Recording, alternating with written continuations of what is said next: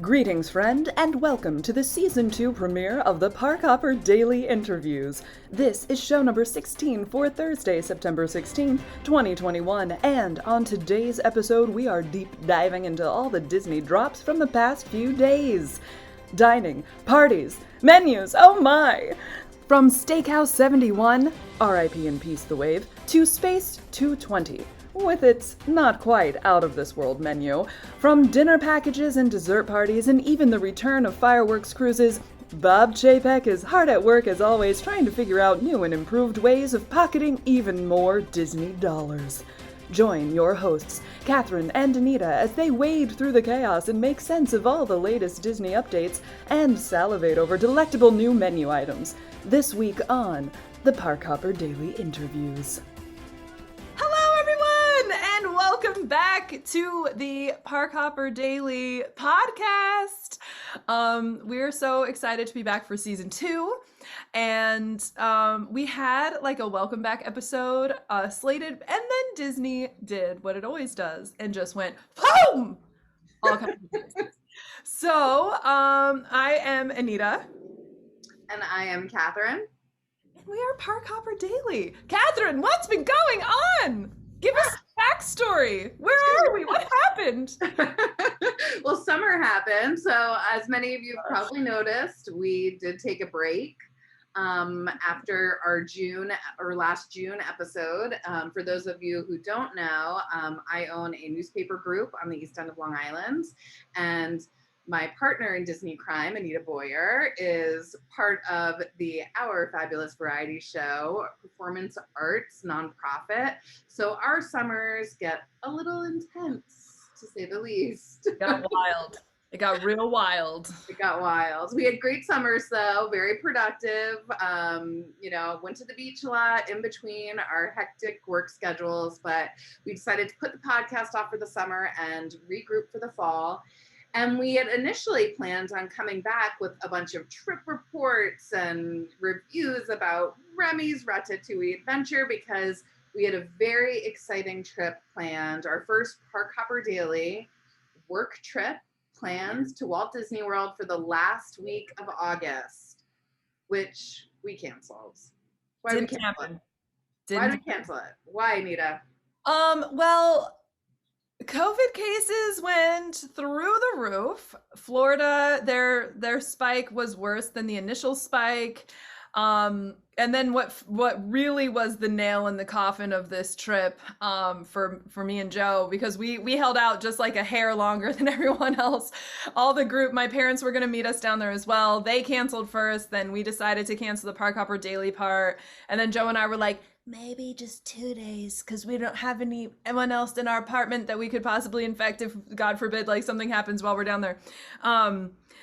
And then Orange County issued a release saying that residents need to conserve water because all of the liquid oxygen that's usually used to treat water in the county was being diverted to the hospitals because so many people were in with COVID. We're like, we don't feel this is irresponsible to travel down here at this time when there's already such a strain on their resources and everything. We're like, this doesn't feel very theme parky.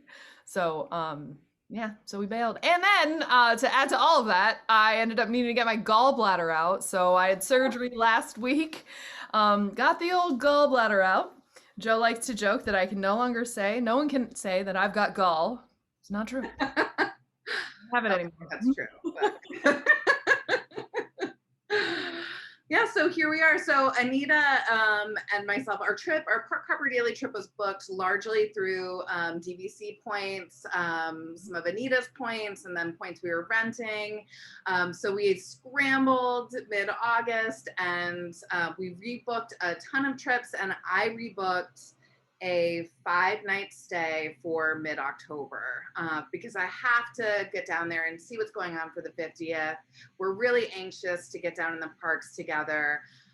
It's going to be a little bit of a crazy trip, but I was ready for it, and I was prepared to do it solo, but then yay, Anita, under the influence of painkillers the day after my gallbladder removal surgery, when they literally, like, my number one directive from my doctor was like, don't make any big life decisions. So what, Joe and I, like, we buy a house, we book a Disney trip, we're like doing all this stuff, and then I'm like, oh, is this like what they meant? Like maybe take a week off from this? But whatever, no regrets. I'm here on the other side of painkillers, and I'm so excited that we're gonna go down. Joe and I are gonna crash Catherine's solo trip for her first 2 nights, and we're gonna finally get our Park Hopper daily trip together. I do have to say, as a journalist, just to correct the record, I actually believe it was the night of your surgery that I got the text message with the Southwest flight information. And I actually wrote you back and was like, really? Yeah. It ended up working out perfectly. I'm opening some dance programs and theater programs on the East End, and I was nervous to be away because I'm like 90% of the teaching force that we have right now. But it worked out great because we're going to be there for Columbus Day, which is a hard day to run classes and rehearsals anyway. And I decided to take Tuesday as well. And it works out great because then we make up those 2 days the week of Thanksgiving when we can't have classes the rest of the week, so it kind of keeps our semester even. And it's like a win-win for everyone. Plus, I get to go get some Disney magic, some Catherine magic, and I'm so excited. I mean, I was ready. I did my first solo trip about a year and a half ago, and it was really wonderful, and I really enjoyed it. But there is something that is missing when you're not there, with people to share new experiences with, I mean, and I think that prior to COVID, it was maybe a little easier to find people in the parks that you were connecting with. That's one of the things I love about Disney is you're like, you see the other real Disney peeps and you connect and you like talk on the bus. And it's like half of our Instagram feed is like people that we've met in the parks and been like, hey, let's stay in touch. And we like tag each other and then follow each other. And then we like talk all the time. It's so much fun. So great. I love it. But it's going to be such a great way to start off that trip and to kind of check some boxes of things that we wanted to do together in the parks. So first, let's talk about where we're staying. So I have 3 different reservations because, well, that's just what happens when you rebook with DVC. Yep. So I will be staying at the Polynesian the first night, and then I have 3 nights at the Boardwalk. Oh. And I am ending my trip with 1 night at the Yacht Club, which as of right now is my favorite Disney resort. Now, I've never stayed at the Boardwalk or the Poly, so that could change after this trip. It's going to change. It's going to be a Poly. And then you're going to get a matching tattoo. So, Anita, where are you guys booked, even though you might just crash with me anyway? I know we like put each other on our reservations because we're like, let's be honest, like we might end up just staying together. So our first night, we're actually staying at Shea Brennan. It is not a Disney resort, but it might as well be. It's our friend Terry and Ed. They have amazing themed guest rooms, so we'll be staying in the Mickey Suite for our first night, hanging out with them. Then we hop over to Old Key West for 1 night. And then we hop over for our last night, because it's a super quick trip, to the Grand Floridian. So I'm really excited to have, we'll also have 3 different resorts, basically, that we're staying at in 3 nights, which will be really, it's going to be such a whirlwind, but not as short as our 19-hour trip that we did in June. So it'll be fun. I still can't get over that 19-hour trip. I don't know if I could pull that off like you guys did. I feel like I would have buckled and booked a room that night. 100%. The only reason why we did not is because Joe was strong for both of us. I was actually like a tear rolling down I was like, I want to stay. I'm off tomorrow. Why can't we just stay? And he's like, we're doing it for the gram. Do it. Do it for the friends on Instagram. Show them that it can be done. Now, too. I have to say, he was 100%. 100%. Like that was the experience we set out to have. That was the experience we had, and it was very cool to be able to talk about it. And we have a group of people from Long Island who want to make this happen in real life. They message me occasionally and so like, when's the Long Island like taking Disney for the day trip? Like, let's book our flights. Fortunately, I did not let my painkillers like book me another trip because Mama's about to have a mortgage. Okay, so let's talk about our plans, which are in flux, and we can talk a little bit about some Disney news that's happened in the Yes. last 24 hours since our newscast, Yeah. which has put some of our plans in flux. So, Anita and Joe are going to be arriving the night before I arrive. So, Anita, what are your plans for your first night? So we are renting a car, which I recommend if you are staying off property or if you have a lot of hops. We just I just really like having a car, especially because Disney will move your bags for you, but they will move them at their own pace. So if you want to like make sure that you have access to your stuff, it's kind of nice to like have a car. You check out of one room, throw it in your car, and then you can leave it there until you're ready to check into your other room, and then there's no like lag time. So anyway, we're renting a car. We're staying at Shea Brennan the first night, and I made a couple reservations, although we're keeping it very flexible because we might just want to go to their house and hang out with them. But if our flight gets in too late and they're kind of like done for the night anyway, then we're gonna hop over to Epcot for a little bit. And I also made a 10:30 p.m. reservation at Boathouse, so we might be hopping over to the Boathouse for a late night snack, and then hanging out with them in the morning until the next day when we pick up you at the airport. The other perk of renting a car is you can pick up your friends. I was really excited about. Now I have on my solo trip, I have generally taken the Magical Express. But since that solo trip and traveling during COVID, we've gone down a couple of times. And we switched to Lyft and we found it was so quick. Yeah. We were off the plane and on property within an hour if we weren't getting checked luggage. So I was planning on doing Lyft, but I would much prefer to get a lift from Anita and Joe. So that'll be really fun. So right now we have reservations at the Grand Floridian Cafe, which, Anita, have you ever been there? I have not. I've never tried it. This is one of my favorite places to go for lunch when I have a Magic Kingdom day planned. For my daughter and I on our girls' trips, we basically always go there, or we go to Captain Cook's at the Polynesian when we have Magic Kingdom Day, mostly because outside of Jungle Skipper Canteen, not many of the Magic Kingdom restaurants really do it for me. And I love the Grand Floridian, and the Grand Floridian Cafe has got like great salads. They've got this chicken and waffle with siracha sauce, just like really, really fun stuff. I'm not gonna I don't think I'll be able to have that kind of fried food quite yet, but maybe a bite. Eventually, maybe a bite. Oh, I could definitely have a bite. I can have a bite of anything. That sounds really good. But what might we do if we can snag reservation? So right now, it was just announced last night, and this was in the rumor mill for a while, that the Wave at the Contemporary, which has been closed for refurbishment, is going to reopen as Steakhouse 71, which of course pays homage to the year that Walt Disney World Resort opens. It's going to be very much like Steakhouse 51 in Disneyland, and the menu is very similar to that for people who are Disneyland people and are familiar with that restaurant, which interestingly enough is closed forever. Yeah. So they're bringing the concept to Walt Disney World, and we can potentially book reservations tomorrow, which is actually in this podcast today. Yes. So we are going to check out and see if we can get a Steakhouse 71 lunch reservation and switch that up, just because we have to take advantage of trying new restaurants, right? Yep. Another new restaurant that I'm really excited about trying to snag a reservation for is over in Epcot, the new Space 220 restaurant that actually launches you up into space for a galactic price fix extravaganza.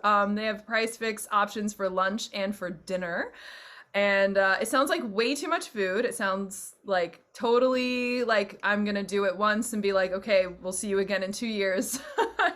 But I'm desperate to try that. Like that, the whole concept, everything looks really beautiful. And how fun to have like such a weird, not weird, but like unique kind of funky dining experience coming to Epcot.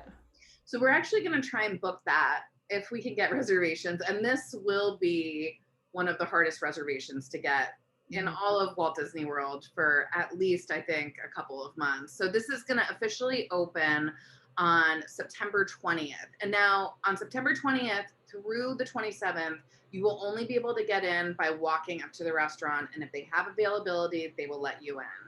After the 27th, it will be reservations only. And like I said, if you don't have a reservation, I don't think this is going to be one of those restaurants where you're going to walk up and they're just going to magically have a space open for you. It's going to be like Oga's. It's going to be really still an impossible reservation 2-3 years later. So, yeah. And now I do want to be clear, and it's kind of sad that Disney has had to be clear about this on their website. You are not actually being brought into space. Oh man, destroy the magic.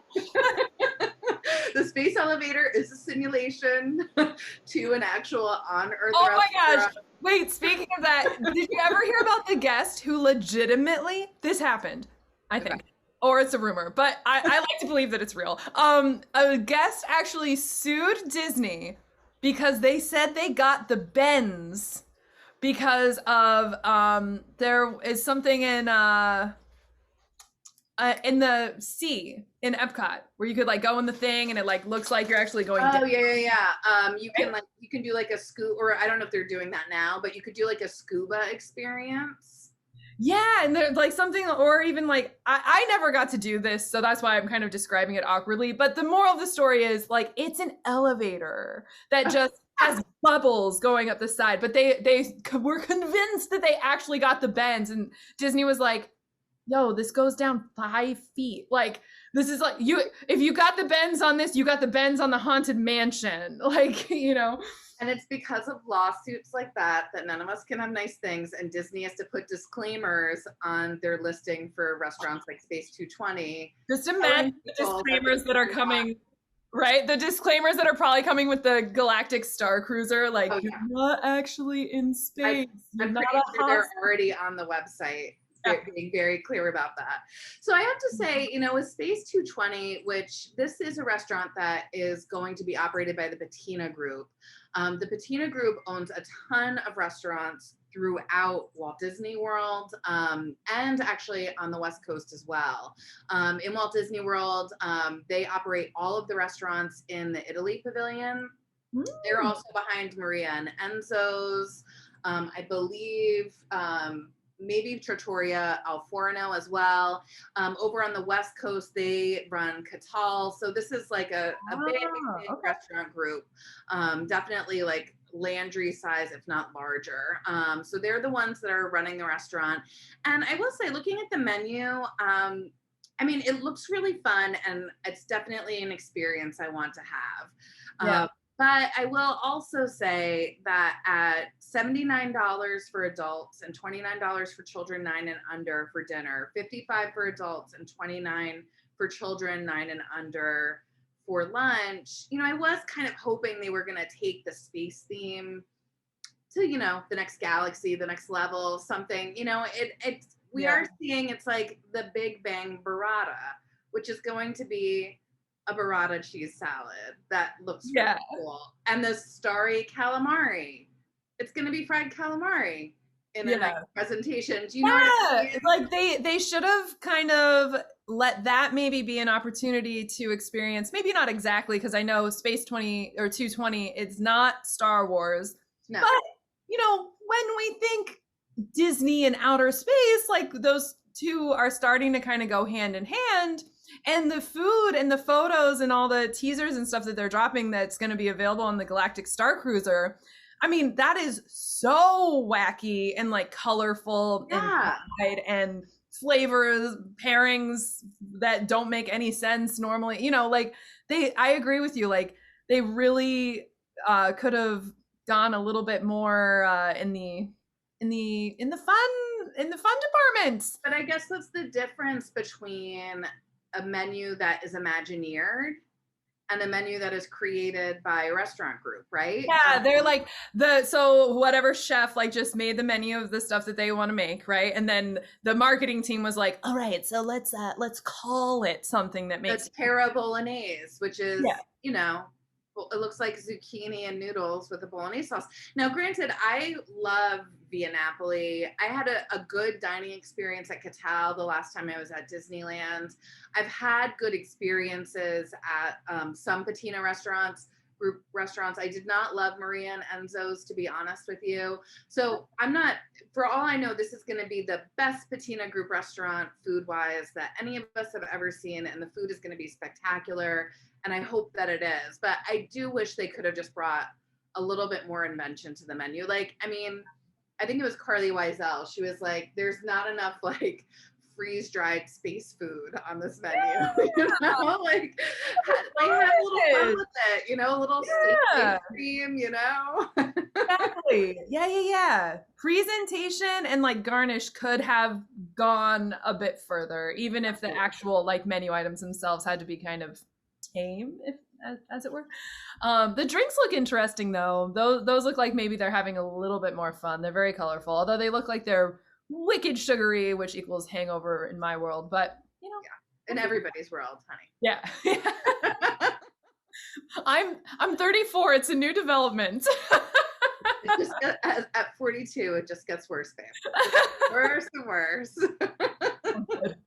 I know. I need to take a page out of a sobriety book. Exactly. He's like, "What's a hangover?" But I will say, I'm still gonna try to book us a reservation for dinner. You know, we are planning to be at Epcot our first night after we do Magic Kingdom. So we're gonna see if we can get a dining reservation at Space 220. If we cannot get a dining reservation at Space 220 for that night, we might try and get one of the Harmonious Fireworks dining experiences that they're now offering again.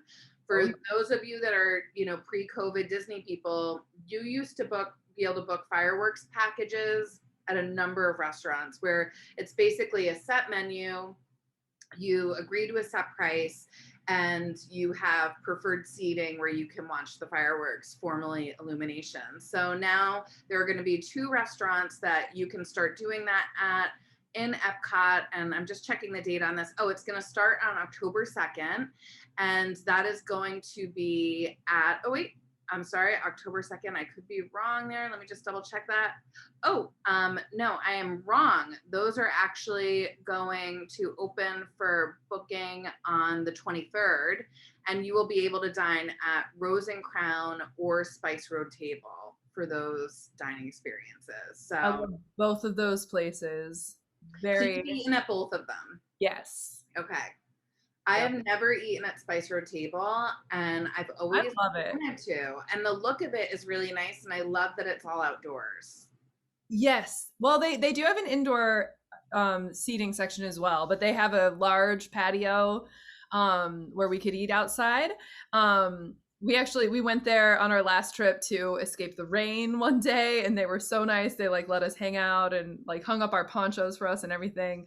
I love their menu is more tapas style, so you get like lots of small plates and try lots of different things. And we also love Rose and Crown. Joe, what was it? The egg? What egg? The Scotch egg. The Scotch egg at I love that. You didn't love it. I didn't love it. Joe loved it. He wanted to go back again just to get it. And I was like, no. I feel like there's 2 kinds of people in the world, people who like Scotch eggs and people who don't. And I actually am kind of with you on that. But I feel like we are probably in the minority, Anita. I feel like probably a lot of people love Scotch eggs. Everything else on the menu that we tried was fantastic. And we definitely go there again. And either way, I want to do that so bad because like, even if it's $100 and it doesn't come with dinner, I'm paying $100 to avoid the crowds and the madness because I can't handle it. Which is why we are also planning on trying to book one of the dessert parties that are coming back to Magic Kingdom. Now, these have been at Magic Kingdom forever. They were paused during COVID. But now they're actually offering you 3 different opportunities to enjoy a dessert party. you can either do a pre-show where you go to the Tomorrowland Terrace and you enjoy desserts, cheese, probably like some charcuterie. They also will have non-alcoholic beverages as well as beer and wine, which is kind of a new thing, I think, for the dessert parties. I'm not sure Yeah, I that don't they think they had offered alcohol before. prior to this. And then they also have one. Oh, so I'm sorry. After that experience of enjoying your dessert party, they will walk you to one of the reserved grassy areas off the hub where you can watch the fireworks show, you know, with a little bit more space than you would if you were just taking it in as a regular guest. Yeah, and you don't get there 2 hours in advance to just sit and hold your seat, which is take your spot. It's also that's worth the price of admission, even without the snacks, to me as well. So you can also, if you would like, book another one where you are enjoying your dessert party during the fireworks, and that's the most expensive one. And then there's also a post fireworks party where you would be walked to your private grassy area before your dessert party, and then you would go enjoy Tomorrowland Terrace and all that that has to offer. So I'm really excited to try that out. I've never done a dessert party. Me neither. I feel like the pre or the post actually sounds a little better because during the fireworks, I just want to be watching the fireworks. Yeah. You know what I mean? Like, I feel like I wouldn't really take advantage of the dessert and the wine and the beer, you know, during, because like, who wants to get up mid fireworks show and grab another drink? I mean, not for the first time. This is going to be for all of us. It'll be our first time seeing this show. Like maybe if it was like, we've seen the show a whole bunch and it's more of like just about the social aspect and hanging out together, I could see you going back and forth. But after you just described it, I'm like, no, we should do one like the pre or the post for this trip.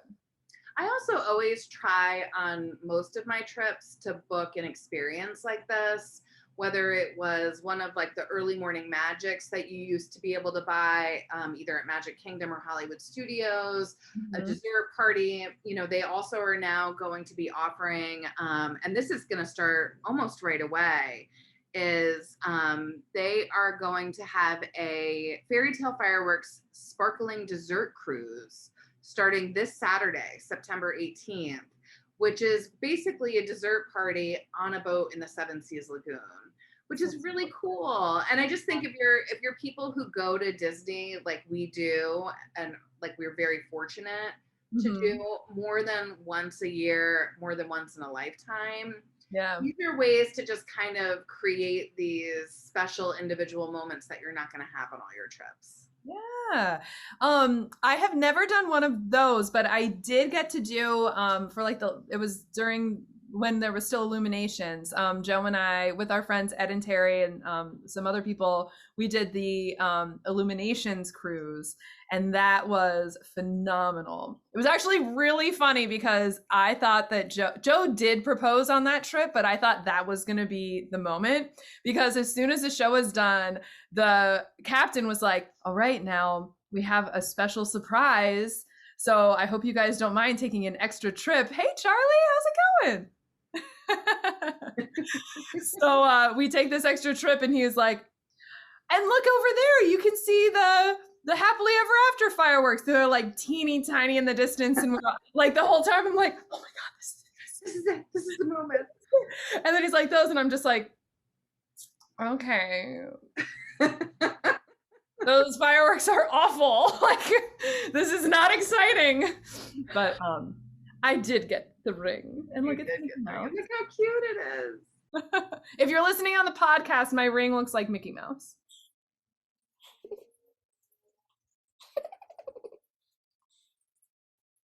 Sorry, we just had a little child interlude there. Oh, good. Podcasters that have children understand. This is just the way that it goes sometimes. And I just got a little Mother's Disney. I love it. I'm actually really excited. I'm hopeful. We have another trip booked later in this year where we're going to be bringing our son, the child that just interrupted us, to Walt Disney World for his first like one-on-one with parents trip. We have 2 children, and that's scheduled for December. And my fingers are crossed that we can take him on that. He is too young to be vaccinated for COVID as of right now. He's 7, so our fingers are crossed that that vaccine becomes available so we can take that trip too. Because things like doing, a fireworks cruise, I mean, that's just a magical moment for kids. And if you have kids, I can't recommend highly enough, maybe like choosing to not add that park hopper and selecting maybe some of these other experiences, or maybe like pare down your food that you're planning to do at table service so that you can experience something like that that's really special. I agree. I accidentally, like, I just had this really great serendipitous moment where one night I was taking the Magic Kingdom ferry, and it just timed perfectly. Happily Ever After was just like kind of getting going as we were starting on the ferry ride, and so we basically got like the cruise, because we're like at the front. I always like wait right there at the gate, and I'm like, the whole boat is like singing along, and it was really fun. But yeah, that was really fun to like accidentally get in that moment. So I would love to try a cruise, a fireworks cruise at some point. Now, another thing that you might want to think about trying this year, if you are there in December, is the candlelight processional, which, along with all of the other food news they dropped, they announced yesterday that they are going to return the candlelight processional this year. It's going to be in Epcot November 26th through December 30th. They have not announced any special narrators, but they have said that as a result of needing everybody in the choir to be fully vaccinated, from cast members, singers, narrators, all performers are going to have to be vaccinated to be a part of the candlelight processional. Well, that means Nicki Minaj is not going to be one of them. She will not be a guest narrator. As a result, while they do traditionally, and this is really cool, and it's a shame they won't be able to do it this way, but I appreciate they're taking the safety to the next level. Mm-hmm. They won't be able to bring in guest choirs, which is what they usually do. They bring in choirs from all over the country, mm-hmm. To share the nativity story in the American Adventure Pavilion. And I've never done it, but I've seen videos of it. I'm sure many of you have watched Neil Patrick Harris or Manuel Miranda do it on YouTube. It's amazing. So that's something to also consider for your December trip. So you've never done candlelight processional? How is that possible? I know. We were going to in 2019 when we went with my parents, and then they were like, we'd really rather just like take that money and drink around the world, kind of. We just like went. That a minister? I mean, tired now. We had the tequila flight at Cava del Tequila. He took it like a champ. I was like, Daddy, yes. It was quite fun. I have always wanted to do candlelight processional. I've just never been there at the right time of year and not with like super, super young children. So yeah. Who would not stand for the candlelight processional? Compared to Space Mountain, it's kind of a snooze fest, I guess. I don't know. It just looks so beautiful. And so we'll see. I'm going to talk to Gavin and Charlie about whether or not this is something that they might be interested in for this December. Awesome. Well, there's so much news that dropped. I'm so glad that we were able to share it. And I'm so excited that hopefully we'll be able to test it on our trip that's coming up in how many days? I know you got the countdown. 26. 25 for me, 26 for you. And then tomorrow it'll be 24, 25. Oh, this is exciting. This is going to be a great time. Yeah, so well, thank you for tuning in for our first episode of season 2. We are hoping to run this season weekly throughout the months of September, October, November, and December. Yeah, the first holiday season. December, for sure. And then we're going to take another little break because no one listens to podcasts during the holidays. Let's be honest. Or maybe you've saved them up. But we're also going to be trying something a little different this year. Instead of just, doing like our news podcasts or what's happening, We will be doing some of that as important news breaks, but then we will be saving most of that for the weekly news show, which, if you have not tuned in already, is going to be on Mondays from now on at 9 o'clock. We stream that live on YouTube, so please check that out. And then for our podcast, we're going to be digging into Disney history.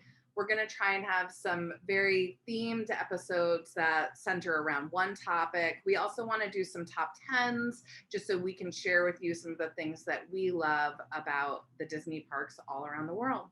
And I'm so excited about that because Catherine is a legit journalist. So you're not just going to get our opinions. You're going to get like the deep digging, like fun facts and like all kinds of stuff. Like already just in planning the episode, she's like blown my mind with a few things. And I'm just like, yes, this can be great.